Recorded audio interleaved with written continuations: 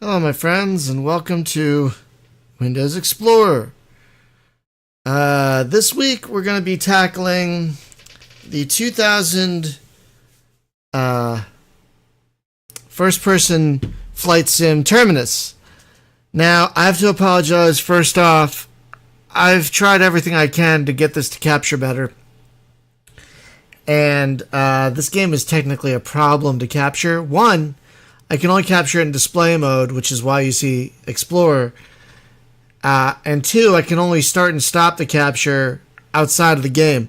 So that's the first issue. The second issue is because it's display mode and because it's like an older game and whatnot, it's dark and it's stuttery. So it's not going to be the best looking series I've ever done. But this is a very interesting game. So I wanted to still cover it, and I wanted to give it some attention. But yeah, this is not going to look great. So let's start the game, and I'll explain as I go. Terminus came out in 2000 from a company called Vicarious Visions. And it's a very... I thought I turned that off. Oh, sorry. It's using the N-Glide. I'm using the N-Glide wrapper. Already it's super dark. I'm using the N-Glide wrapper for this. But it's got a full Newtonian physics model.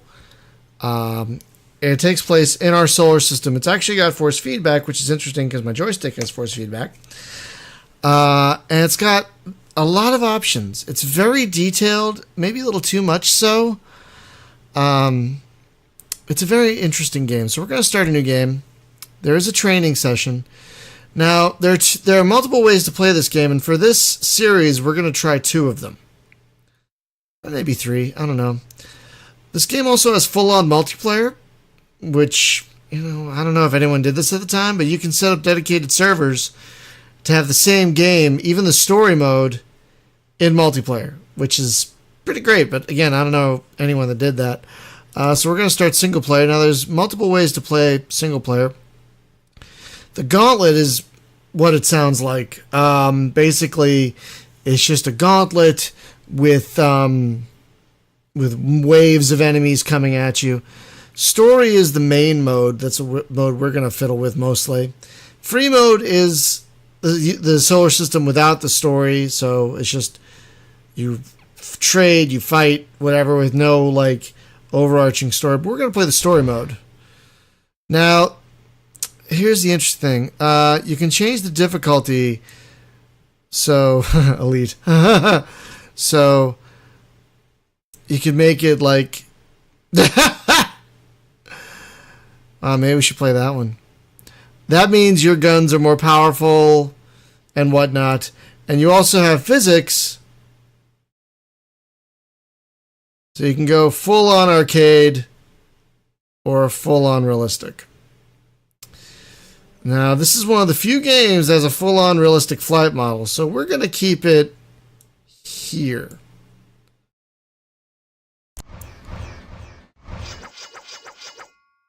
Now, here's the interesting thing. You can have 4 different careers in this game. First, Earth military, fighter pilot. The Earth League, formed in 2076, is the governing body of Earth. Kind of expansive, actually. Patrol for illegals, escort VIPs, that sort of thing. You can also play, this is for, as it says here, novice pilots. You can also be a Martian fighter pilot.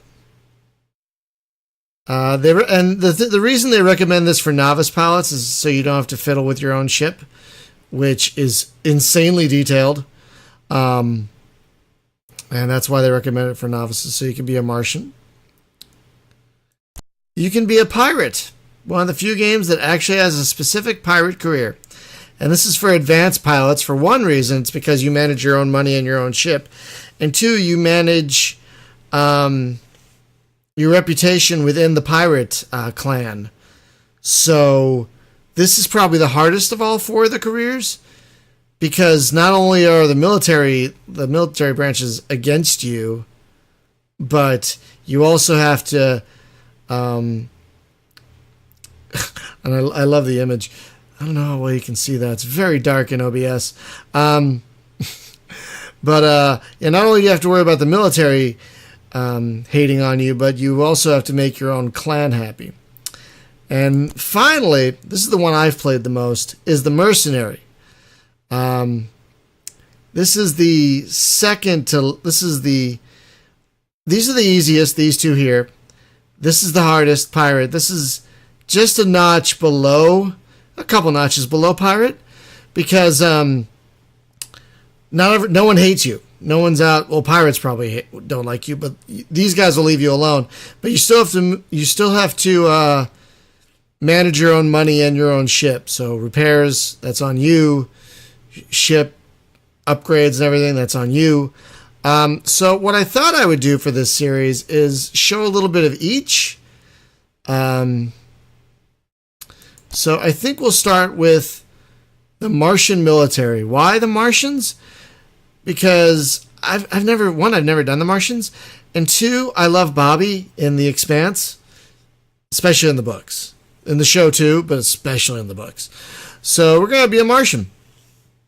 So we'll probably do a little bit of the Martian, a little bit of the mercenary, and maybe the final intro will be pirate, just to show the variety. So we're going to do a Martian career.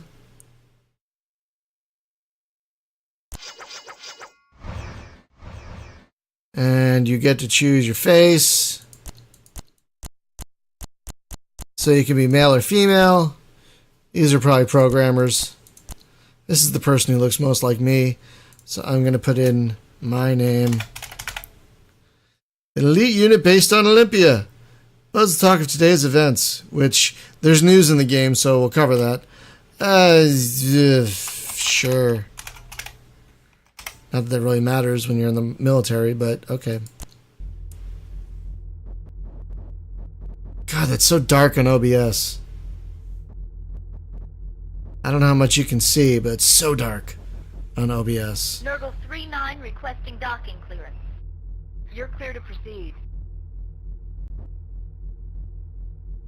I'll have our new pilots report to the lounge once they're settled. I'd like to meet them. So, in a nod to Wing Commander, there's a lounge. Sadly, this is... Oh, yeah, up here you have a pager. As you can see, a new news story has been posted. Yeah,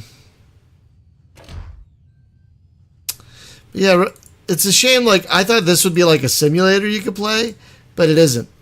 Can you see that on the video? There's a pod over here. It's like a mech warrior pod. You know, it's moving around on hydraulics. First, let's look at the news. So here, this is common to every game type, is the info comm screen. You have news, economy, personal info, communications, and a nav map. So here's the news story. This is the news. A task force appointed by Director Hobbs to investigate yesterday's hijacking of a goodwill convoy concludes that the perpetrators were most likely the Marauders, a pirate organization responsible for numerous attacks near Mars. And that is... Shortly after the incident, the hijackers retreated into the asteroid belt, a well-documented Marauder hideout.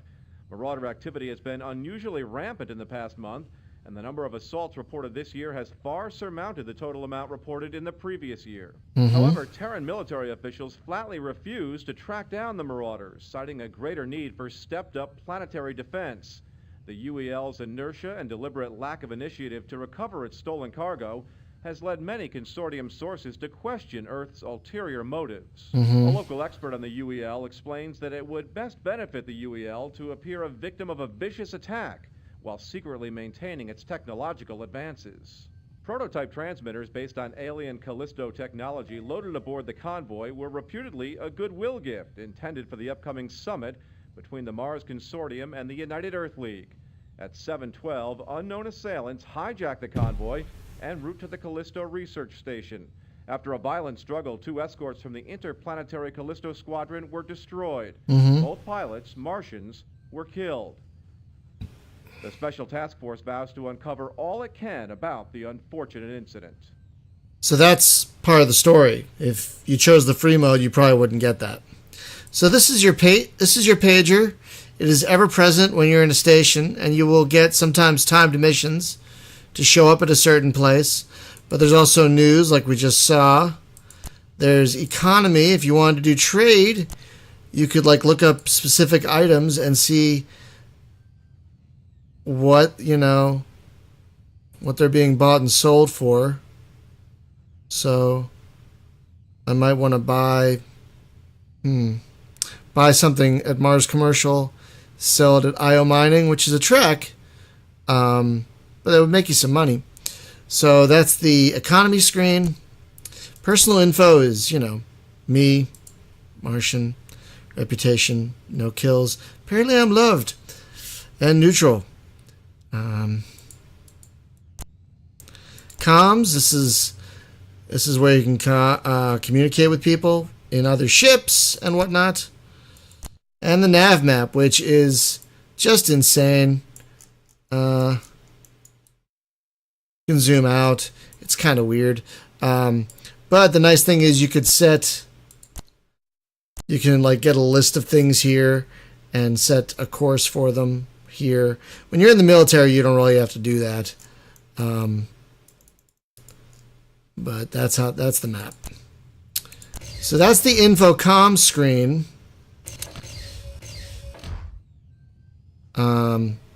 Since right now I'm not like in a station, I can't select my own ship or my own missions, but I'll show you that in another entry. So now you can talk to people. Lieutenant, welcome to the Nurgle Squadron. I'm Lieutenant Commander Hayden, the new Mission Control Officer at Olympia. I'm going to show you around the station, okay? Unless, of course, you've been here before. Have you? Alright then, let's start the tour. Olympia is actually a converted commercial station. We've tried to keep the functionality and layout as similar as possible to the Terran military stations. Right now, we're standing in the lounge. A lot of pilots try to relax here between the missions, so there's generally always someone around to talk to. Okay. Let's see. Right behind you leads back to the launch bays, and up the stairs behind me and to your right is operations. That's where you'll get your missions and your briefings. Oh no, the lounge is open to all station personnel. We have officers, doctors, engineers, and even grunts coming through here all the time. Now down the stairs to your left is the info comm booth. There you can access your personal comm, browse the station's nav map, or just catch up on the news. Well, that about covers highlights. If you missed something, good, let's get down to business. Let me start by saying I am pleased to have you aboard. Nurgle Squadron's been short on pilots when we recently reformed as an alert response unit. Now, if you don't know what an ARU is, it's a squadron that's on call all day to respond to crisis situations or fly important missions. Okay. I know, the Terrans have had them for years, but that's because the units work. And we can't let the Terrans have that advantage. Do you have any questions so far? Well, first of all, ARU duty is tough. It's irregular hours. Pilots with families generally have a hard time with it. But the consortium also had a giant reorg recently. I don't know why, but we ended up having about 20 less pilots than we needed to fill our rosters.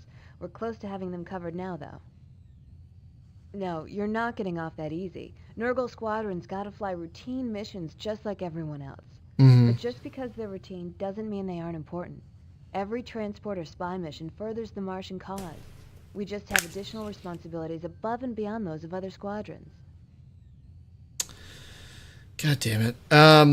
Yeah, spy missions are a thing. I just don't remember how to actually do them, and I'm looking at the manual. This game has a decently sized manual. It's 195 pages in total.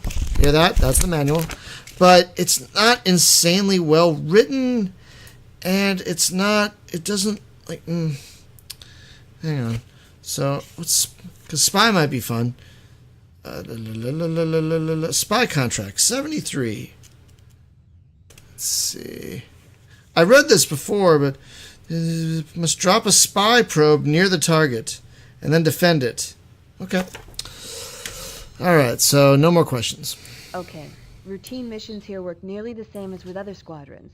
When you go to operations, you will actually be given a list of routine missions to choose from. Select your mission to log in. You are allowed to choose any routine mission you want to fly. It's a small benefit of being a member of an ARU. From there, it's all the same. You're briefed about your mission and your ship. Priority missions are handled differently. When we need you for a priority mission, we will page you. You will need to respond to that Pager pager message within the given period of time to accept that mission. Fly to the station specified within the message and report to operations at that station immediately. Select your priority mission from the station's computer to log in. It'll be highlighted in red on the terminal to ensure you don't miss it. Then your ship will be prepped, and you'll be briefed your first assignment's going to be a fun one.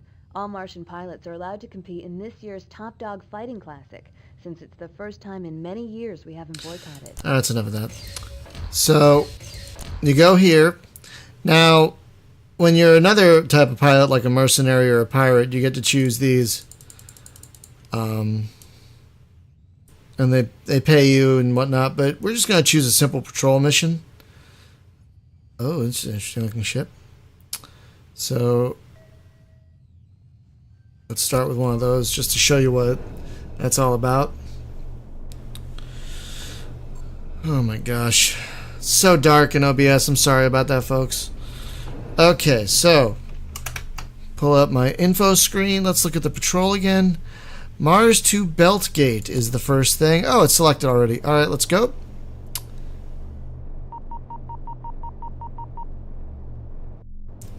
So, as you can see, there is Newtonian physics. And because my thrust is set at 0, I can thrust, 100, I can thrust pretty quickly. But if I set it down to 0, yeah, I really can't thrust. And you can control how much thrust you use for precise maneuvering, which is pretty nice. See? So if it's 100, I move a little more. And I also speed up and slow down a little bit more. More quickly.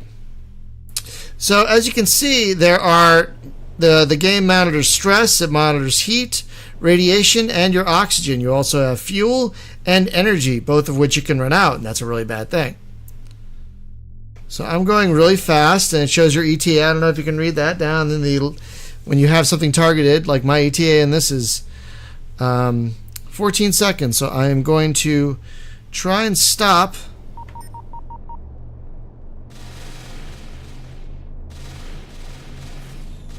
Woo! Someone's coming through. Or someone's going through. Yep, there they go. Okay, I guess I'm not close enough. You've arrived at the current waypoint. Advance to the next one. Alright. That's the next waypoint. Let's go.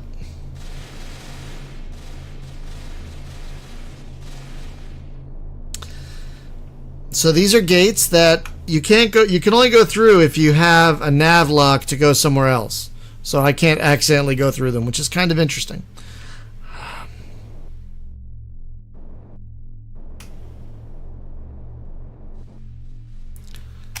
And this thing only has a cannon. Yeah, that's the only gun it has right now. You can do multiple views.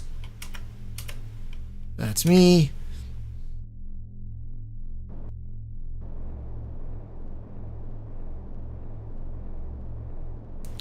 You've arrived at the current waypoint. Advance to the next one. As you saw, I turned the compensators off, which is like kind of like strafe mode. So now I'm just going in one direction while pointing in another. But now with the compensator on, the ship's going to fire its thrusters to try and compensate for where I want to go. As you can see, the lines are moving, and that green dot, which is direction indicator. There we go.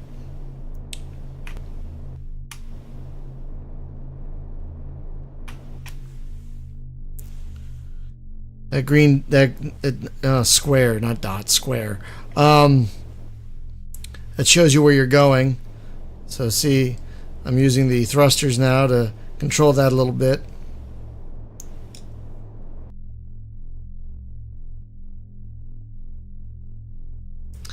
But yeah, like any other, like a space game, any other space game with realistic physics, I'm not using fuel when I'm just coasting like this, which is handy. Let's start coming to a stop.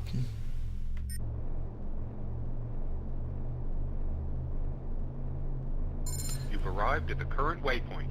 Advance to the next one. It's kind of handy that there's a whole command just to stop. I appreciate that. In a game like this, it's very, very useful. Alright, let's speed up toward the next gate.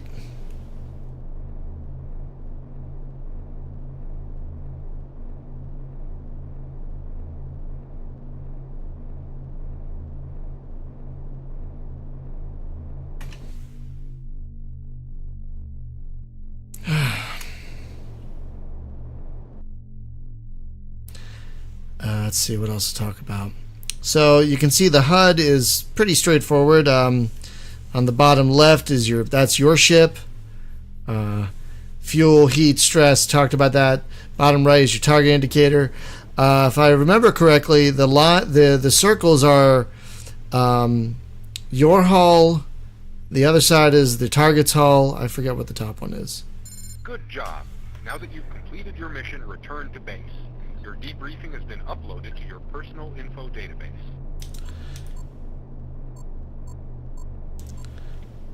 And yeah, the game has AI pilots doing their thing.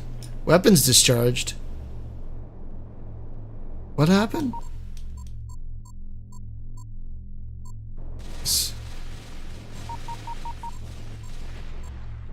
Who's shooting somebody? Someone shooting somebody? Oh gosh. Should I get involved?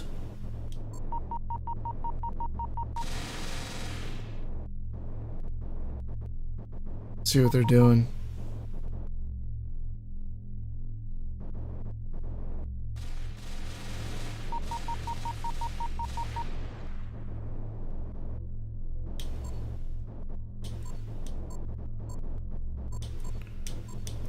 Who is that?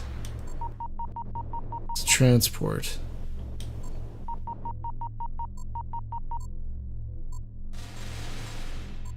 Okay, I guess no one is less than 100% hull, which means no one got hit.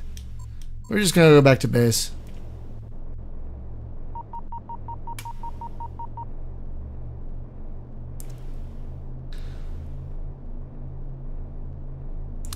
And then we'll do one more mission for this entry.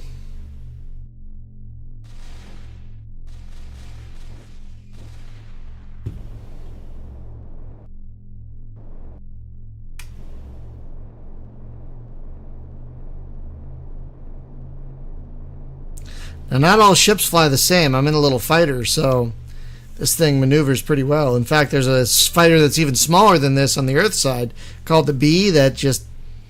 It's not the most powerful thing in the world, but it's super maneuverable. Whoa.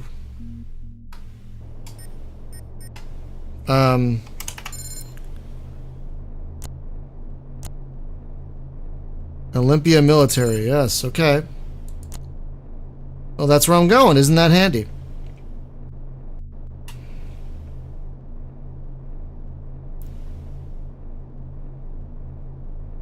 Okay, let's see what's happening. I gotta get to the other side in order to dock. The game docks for you, which is handy. See that? I don't know if you can see where it says mission time. It's counting down now. Okay, those are the docking bays. I believe... Okay. Yeah, Control D to dock. So yeah, you don't dock yourself, which I'm fine with.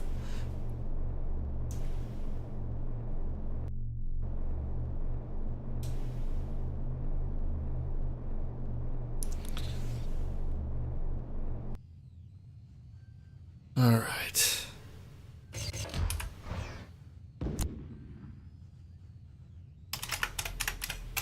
Just save while we're thinking of it.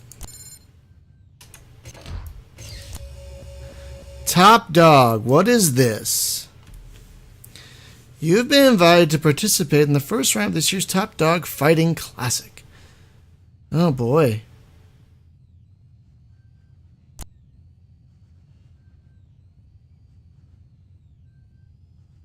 Okay. I wish you'd stop counting down while I'm reading this.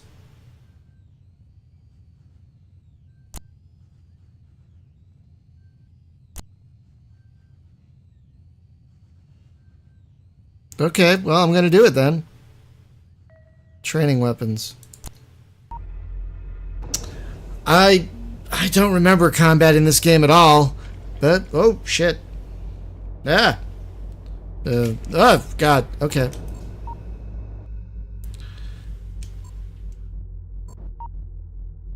The top dog match will begin once both teams arrive.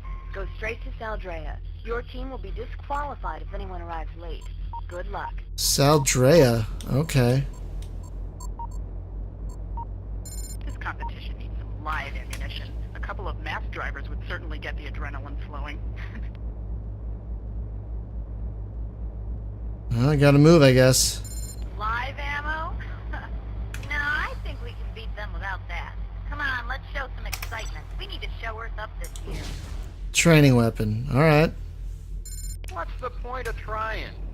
This stupid game they're making us play isn't gonna change anything. Yeah, I know. It thinks I'm gonna... Just because you lost your match, TM-09, doesn't mean you have to ruin it for everyone else. It thinks I'm gonna collide with the thing, but no, once I get close enough, I'm gonna activate it, so I don't, but now I'm set so I can just go through if I had to, which is nice.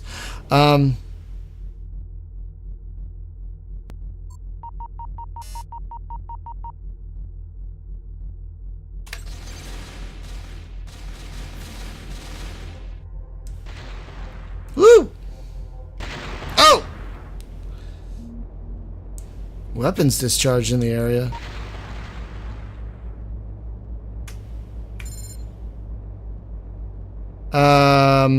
I don't have real weapons. I can't do anything.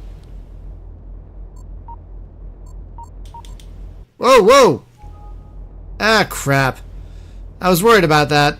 Alright, well, I guess we're ending this here. Yeah, this game is a little bit crash prone. So we'll take up that mission on the next entry. Thanks for watching.